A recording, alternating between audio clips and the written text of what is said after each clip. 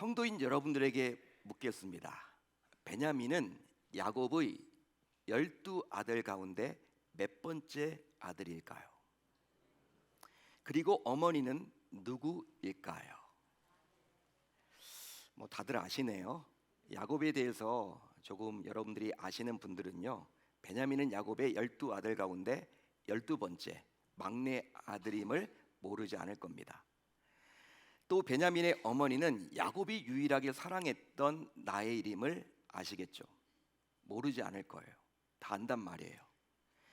베냐민은 야곱과 그가 가장 사랑했던 아내 라헬 사이에서 태어난 두 번째 아들이었습니다. 자, 그렇다면 첫 번째 아들은 누구입니까? 야곱과 라헬 사이에 태어났던 첫 번째 아들은 누구예요? 그 유명한 요셉입니다. 따라서 베냐민도 아버지 야곱이 요셉 못지않게 사랑했던 아들임을 알 수 있겠죠. 더군다나 아버지로서 요셉을 잃고 난 다음에 야곱은 이제 홀로 남게 된 베냐민을 더 애지중지했습니다. 자, 그런 아들 베냐민을 향해서 이제 아버지 야곱은 가쁜 숨을 몰아내쉬며 이렇게 짤막하게 축복을 합니다. 자, 오늘 말씀 27절을 볼까요? 우리 한번 천천히 한번 읽어봅니다. 시작.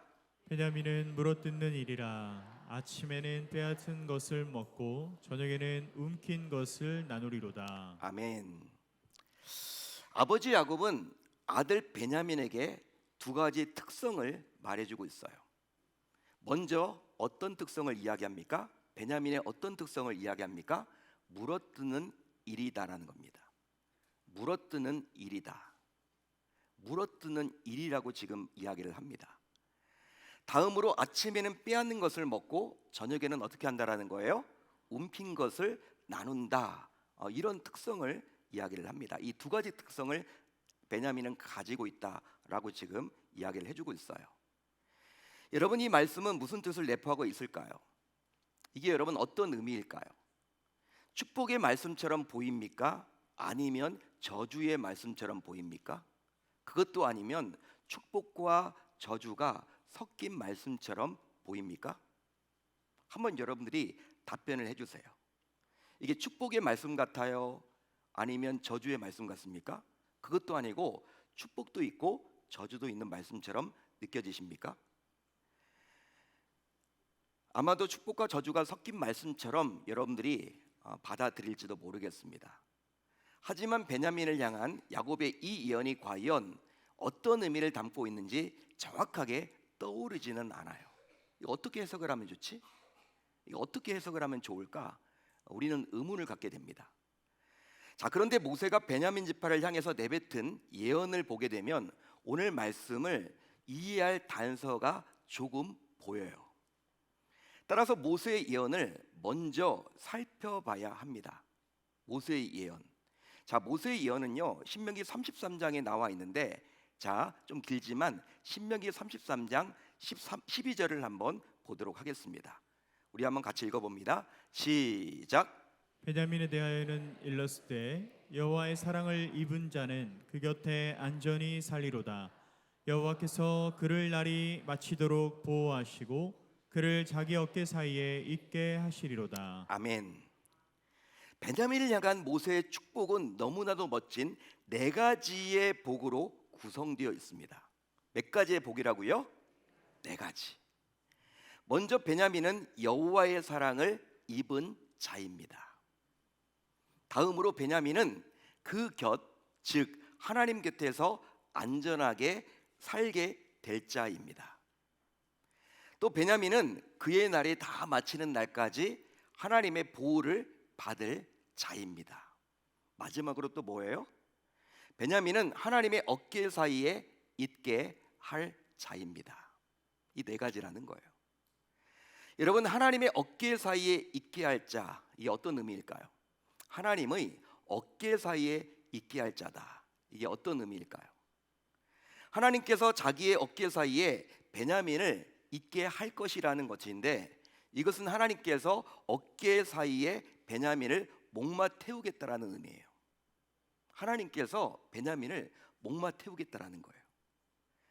마치 놀이공원에서 아빠가 자신의 어린 자녀를 무등 태우듯이 하나님께서 베냐민을 그리해 주시겠다라고 이야기를 해주고 있습니다. 목마 태워 주시겠다. 하나님의 목마를 타는 베냐민, 한번 여러분들이 생각을 해보십시오. 실제로 모세는 광야 생활 40년 동안 베냐민 지파를 아주 가까이에서 지켜봤어요. 그런데 모세가 오랜 기간 지켜보았던 베냐민 지파는 분명히 달랐습니다. 다른 지파와 완전히 달랐어요. 특별한 하나님의 은총이 그 위에 머물러 있었습니다. 그래서인지 모세는 아주 독특한 복을 베냐민 지파를 향해서 쏟아 놓았던 것이죠. 할렐루야, 할렐루야. 여러분이 얼마나 멋진 복입니까? 이 얼마나 멋진 복이에요? 모세는 분명히 보았는데요, 모세는 하나님의 사랑을 입은 베냐민, 하나님의 사랑을 입은 베냐민, 하나님께서 그의 곁을 떠나지 않으시고 밤과 낮으로 그를 보호하시고 심지어 자신의 두 어깨 사이에 그를 목마 태우고 기뻐하시는 모습을 명확하게 지켜보았습니다.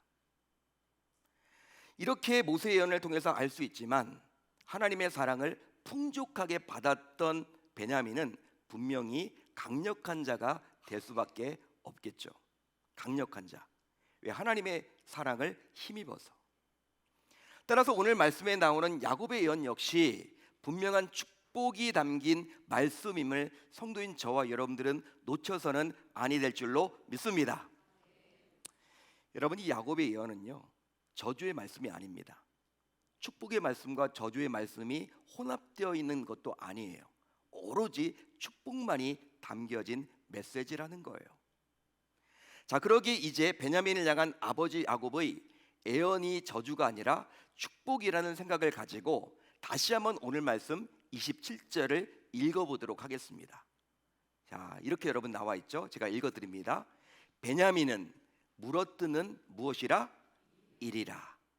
아침에는 빼앗은 것을 먹고 저녁에는 움킨 것을 나누리로다. 우리나라 정서에서는 일이, 즉 늑대입니다. 늑대, 울프죠. 여러분, 이 늑대는 사납고 간사하고 매우 약삭빠른 짐승으로 여겨져요. 그러니까 우리나라 정서에서는 늑대가 긍정적인 이미지가 아닙니다. 부정적인 이미지예요.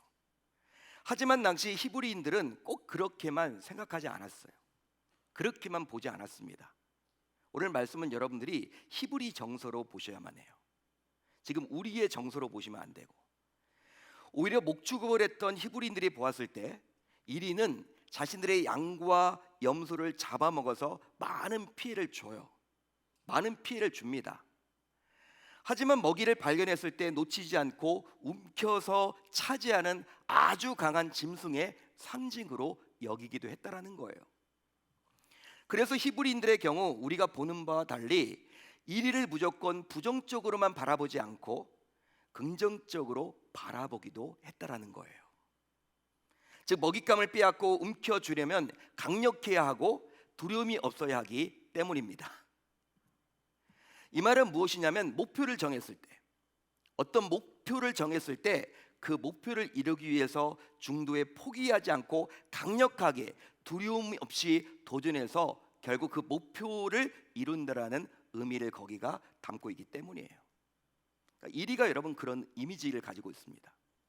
목표가 정해졌을 때 중도에 포기하지 않고 강력하게 움켜쥐듯이, 먹이를 움켜쥐듯이 포기하지 않고 두려움 없이 결과적으로는 그 목표를 이룬다라는 강인함의 상징이기 때문에 히브리인들의 경우에는요, 이 이리를 무조건 부정적으로만 바라보지도 않고 어떨 경우에는 긍정적으로 바라보는 경우도 있었다라는 거예요. 여기서는 바로 긍정적으로 지금 바라보고 있는 거죠. 자, 그런데 다음의 말씀을 보시면 다소 특이한 점 하나를 발견할 수가 있습니다. 그게 바로 무엇이냐? 같이 한번 읽어봅니다. 시작. 저녁에는 움킨 것을 나누리로다. 아멘. 베냐민은 자신이 빼앗았다고, 자신이 차지했다고 결코 혼자만 먹지 않았습니다. 혼자만 먹지 않았어요. 비록 자신이 빠르고 강한 힘으로 거침없이 먹잇감을 움켜쥐고 차지했더라도 저녁에는 약해서 아무것도 먹지 못한 채 굶주린 짐승들에게 자신의 것을 나누어 주는 배려와 섬김도 가지고 있었다라는 거예요. 따라서 약육강식과 적자생존인 일반적인 이리와는 분명히 다른 모습을 베냐민은 보여주었습니다. 할렐루야, 할렐루야. 그러니까 동물의 왕국에 나오는 그 이리와는 완전히 다르다라는 거예요. 동물의 왕국에 나오는 이리는 자기 것만을 알잖아요. 나눠주지 않잖아요, 여러분들. 근데 베냐민은 어때요? 여러분, 자기가 빼앗았지만, 자기가 움켜서 여러분 자기 것이 되었지만 이제 어렵고 힘든 짐승들에게 나눠준다라는 거예요. 완전히 다르죠. 한마디로 이리 세계를 상징하는 이 세상에서는 볼 수 없는 놀라운 모습을 베냐민은 보여주었습니다. 그런즉 베냐민을 축복하는 야곱의 마음은 굉장히 흡족했겠죠. 베냐민은 앞으로 강한 자로 살아가게 되겠지만 어려운 형제와 이웃을 배려하고 섬기는 모습도 결코 놓치지 않았기 때문이에요. 믿으시면 아멘, 동의하시면 아멘. 솔직히 베냐민의 앞날을 내다보며 이렇게 축복하는 아비 야곱은 지금은 장성했지만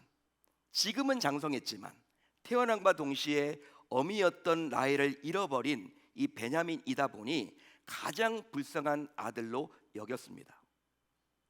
사랑하는 아내인 라헬이 난상 끝에 자기의 죽음과 맞바꿔서 자신에게 낳아준 아들이 바로 베냐민이었기 때문이죠.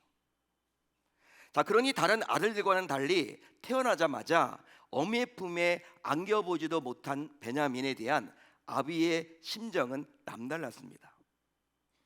여러분, 아버지인 여러분 야곱이 보더라도 굉장히 불쌍하잖아요. 자기가 진짜 사랑했던 라헬이 이 베냐민한테가 죽었거든요. 그러니까 여러분, 이제 다른 아들들은 그래도 어미들이 다 있는데 태어날 때부터 여러분 이 베냐민은 엄마가 없는 거예요. 여러분, 아비로서 얼마나 애착이 가겠습니까? 더 정이 가겠죠. 그래서 야곱은 다른 아들들이 아버지는 베냐민만 사랑한다, 아버지는 정말 너무한다, 베냐민만 사랑한다고 느낄 정도로 끔찍하게 베냐민을 아끼고 사랑했어요. 그것은 바로 야곱 자신이 베냐민에게 특별한 도움을 주는 하나님의 손이 되고 싶었기 때문입니다. 더불어 야곱 자신이 베냐민에게 특별한 은혜를 베푸는 하나님의 사랑이 되고 싶었기 때문이죠. 이처럼 아버지 야곱의 사랑을 받으며 자란 베냐민은 매우 용맹스러웠고 강한 자가 되었습니다. 하지만 베냐민은 강한 것으로만 끝나지 아니하고 자신의 것을 아낌없이 나누고 베풀면서 섬기는 진정한 하나님의 사람이 되었죠. 할렐루야, 할렐루야. 여러분, 지금까지 살펴본 야곱과 모세의 축복을 종합해서 보면 베냐민은 어떤 복을 받았다고 볼 수 있습니까? 베냐민은 어떤 복을 받았을까요? 야곱과 모세의 축복을 종합해서 보면요, 베냐민은 어떤 복을 받은 거예요? 그것은 바로 사랑의 힘, 사랑의 능력을 나타내며 그 사랑으로 살아내는 복을 받았습니다. 사랑으로 살아내는 복을 받았다라는 거예요. 그리기에 그 사랑으로 자신과 가족만 잘 먹고 잘 살아가는 것이 아니라 연약한 자들에게 나누고 베푸는 삶을 살 수 있었던 것이죠. 그러면 베냐민은 누구에게서 이런 어마어마한 사랑을 받았다라는 것입니까? 이거 엄청난 복이잖아요, 여러분. 이런 사랑을 누구에게서 베냐민은 받은 거예요? 하나님으로부터 그 사랑을 받았습니다. 하나님으로부터 그 사랑을 받았습니다. 따라서 베냐민이 받은 사랑은 하나님께서 베풀어 주신 사랑이죠. 믿으시면 아멘, 동의하시면 아멘. 그 결과 하나님의 사랑으로 충만하게 된 베냐민은 그 사랑을 믿고 이리처럼 물어뜯었어요. 또 그 사랑을 믿고 나누어 주었습니다. 한마디로 그는 하나님의 사랑을 누렸고 하나님의 사랑을 나눈 자였습니다. 그러기에 하나님의 사랑, 이것이야말로 베냐민을 베냐민답게 만든 힘이었고 베냐민이 살아가는 삶의 에너지였습니다. 믿으시면 아멘. 동의하시면 아멘. 그래서 이제 오랫동안 광야 생활을 하면서 베냐민 지파를 지켜보았던 모세는 베냐민 자손을 향해서 축복할 때 하나님의 사랑을 마음껏 쏟아냈던 거예요. 모세는 이렇게 축복을 하죠. 베냐민은 여호와의 사랑을 입은 자로다. 베냐민은 여호와의 곁에 안전히 살리로다. 베냐민은 여호와께서 그를 날이 마치도록 보호하시리로다. 베냐민은 여호와께서 자기 어깨 사이에 목마 태우리로다. 이렇게 축복했습니다. 여러분, 사랑의 힘이 얼마나 위대한지 아십니까? 사랑의 힘이 얼마나 위대한지 아세요? 하나님께서는 오늘 베냐민을 통해서 성도인 저와 여러분들에게 사랑의 힘이 얼마나 크고 위대한지를 보여주고 계십니다. 하나님의 사랑은 실제 세상의 그 어떤 힘보다 강하고 위대하고 풍성해요. 실제로 그 사랑을 이길 자는 이 세상에 아무도 없습니다. 그러기에 그 사랑을 받은 자는 반드시 그 사랑의 힘으로 위대하고 멋진 인생을 살아가게 되어 있죠. 할렐루야. 할렐루야. 즉 자신의 이기적인 본성을 뛰어넘어서 결과적으로 필요로 하는 자들에게 자신의 것을, 자신의 소유를 아낌없이 나누고 베풀 수 있게 만듭니다. 믿으시면 아멘. 동의하시면 아멘. 사랑하는 성도 여러분, 여러분들은 지금 누구의 힘으로 살아가고 계십니까? 지금 여러분들은 무엇을 힘으로 여기며 의지하고 살아가고 있습니까? 요즘 무슨 힘으로 살아가고 계십니까? 사람들이 이렇게 이야기를 해요. 보통 사람들은 이런 이야기를 합니다. 나이가 들수록 힘이 있어야 돼. 나이가 들수록 힘이 있어야 돼.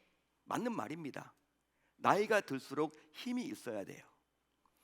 보통 사람들은 나이 들수록 뚜렷하게 의지하는 두 가지 힘이 있다고 이야기를 합니다. 나이가 들수록 뚜렷하게 두 가지 힘에 의존을 해요. 먼저 돈의 힘이죠. 그리고 다음으로는 자녀의 힘입니다. 실제로 이 두 가지 힘만 있으면 든든하다고 사람들은 생각을 해요. 돈의 힘과 자녀의 힘, 나이가 들수록 이게 있어야 된다. 하지만 여러분들 모두 잘 아시지 않습니까? 결국 돈의 힘도 자녀의 힘도 결코 믿을 만한 힘이 되지 못한다는 사실을 여러분 잘 알고 있지 않나요? 왜냐하면 돈의 힘은 언제 떠날지 모릅니다. 돈의 힘은 언제 떠날지 몰라요. 또 자녀의 힘도 어떻게 변할지 모릅니다. 또 사람들이 추구하고 갖기를 원하는 권력의 힘과 명예의 힘과 지식의 힘 역시 얼마나 허무한 것인지 요즘 우리는 뉴스를 통해서 자주 접하곤 하죠. 그런데 이것을 잘 알면서도 여전히 돈의 힘과 자녀의 힘과 권력의 힘과 명예의 힘과 지식의 힘으로 살아갈 수 있다고 여긴다면 이것만큼 어리석은 일은 없습니다. 이것만큼 어리석은 것은 없어요. 자, 그렇다면 성도인 우리에게 있어서 무엇이 진정한 힘이라고 할 수 있을까요? 무엇이 진정한 힘이라고 말할 수 있을까요? 성도인 저와 여러분들에게 있어서 무엇이 정말 진짜 힘이라고 말할 수 있을까요? 그것은 바로 우리를 위해서 십자가의 독생자를 내어주기까지 하신 하나님의 사랑입니다. 하나님의 사랑입니다. 여러분, 하나님의 사랑이 우리에게 진정한 힘이요 능력입니다. 하나님의 사랑이 우리 인생을 풍요롭게 만드는 에너지요 행복입니다. 하나님의 사랑이 내 안에 있으면 어떤 환경, 어떤 두려움, 어떤 고난 속에서도 넉넉하게 이겨낼 수 있는 능력자가 됩니다. 하나님의 사랑은 무엇이든지 할 수 있게 만드는 에너지의 원천입니다. 그러기 세상의 기준으로 볼 때 딱히 내세울 것이 없어도, 딱히 내세울 힘이 없어도 하나님의 사랑이 있으면 충분합니다. 할렐루야, 할렐루야. 그렇다면 이 말씀을 듣는 여러분들은 과연 그 사랑의 힘을 가지고 계십니까? 그 하나님의 사랑의 힘을 가지고 계십니까? 그 하나님의 사랑이 내 안에서 느껴지고 또 분명히 내 안에 있다라는 확신이 드십니까? 만약에 그 사랑이 가슴을 뜨겁게 하고 그 사랑을 생각하면 힘이 저절로 솟아오르고 두려움도 사라지고 행복해지면 이미 사랑의 힘을 가지고 계신 거예요. 따라서 오늘 성도인 우리에게도 정말 필요한 것이 있다면 그것은 바로 하나님의 사랑입니다. 하나님의 사랑입니다. 그냥 이론적으로만 머리로만 알고 있는 하나님의 사랑이 아니라 이 하나님의 사랑을 반드시 이 밤 만나셔야 합니다. 그래서 이 하나님의 사랑이 여러분들의 삶의 능력으로 자리매김하기를 소망해 봅니다. 그 결과 삶에서 만나게 되는 각종 두려움과 절망도 사라지고 오직 하나님의 사랑으로 행복한 삶을 살아내시길 바랍니다. 바랍니다. 한마디로 베냐민처럼 하나님의 사랑을 믿고 여러분들이 목표한 것을 차지하고 움켜주는 축복을 받으시길 바랍니다. 그것만이 아니라 베냐민처럼 하나님의 사랑을 믿고 여러분들의 소중한 것을 아낌없이 나누고 베풀고 흘려보내는 놀라운 축복도 받으시기를 바랍니다. 이 두 가지를 다 받으셔야 돼요. 여러분, 이제 성도인 우리가 어떻게 살아가야 할지 명확해졌어요. 이제 어떻게 살아가야 할지 명확해졌습니다. 그러면 어떻게 살아가야만 할까요? 어떻게 살아가야만 할까요? 사랑의 힘으로 살아내기로 다짐하고 결단해 봅시다. 다짐하고 결단을 해 봅시다. 그러기 위해서 먼저 하나님을 사랑하며 살아갑시다. 또 하나님의 사랑으로 이곳에 세워진 주님의 몸된 교회를 사랑하며 살아갑시다. 더 나아가 여러분들이 취하고 움켜진 것을 주변의 연약한 형제와 이웃들에게 나누고 베풀면서 살아갑시다. 그리함으로 이런 다짐과 결단을 우리 주님께서 귀하게 보시고 여러분들의 생애가 끝나는 순간까지 하나님께서 여러분들을 눈동자처럼 보호해 주실 줄로 믿습니다. 믿습니다. 또 어린 자들을 목마 태우는 아빠처럼 아빠 아버지 되시는 하나님께서 친히 자녀인 나를 목마 태워주시며 기뻐하실 줄로 믿습니다. 믿습니다. 그 결과 성도인 우리 모두 하나님의 사랑의 힘으로, 하나님 사랑의 힘으로 그 사랑을 이웃들에게 드러내는 복된 삶을 살아낼 수 있어야 할 줄 우리 주님의 이름으로 축원합니다. 축원합니다.